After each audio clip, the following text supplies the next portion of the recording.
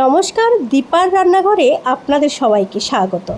তো আজ রান্না করব লাউ চিংড়ি। লাউ চিংড়ি রান্নার জন্য এখানে নিয়ে এলাম কচি একটা লাউ, আর এখানে নিয়ে নিলাম চিংড়িগুলোকে আমি ভালো করে কেটে ধুয়ে ভেজে নিলাম।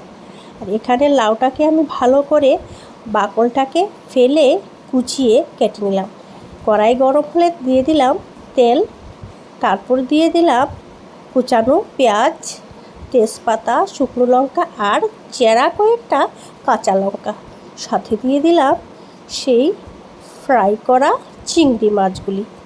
এগুলিকে ভালো করে নেড়ে চেড়ে এবারে দিয়ে দেব কুচানো লাউ।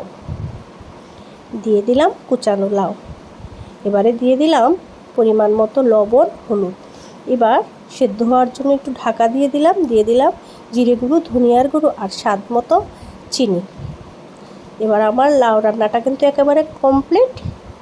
এইভাবে সহজ ঘরোয়া পদ্ধতিতে চিংড়ি লাউ খেতে কিন্তু খুব সুস্বাদু।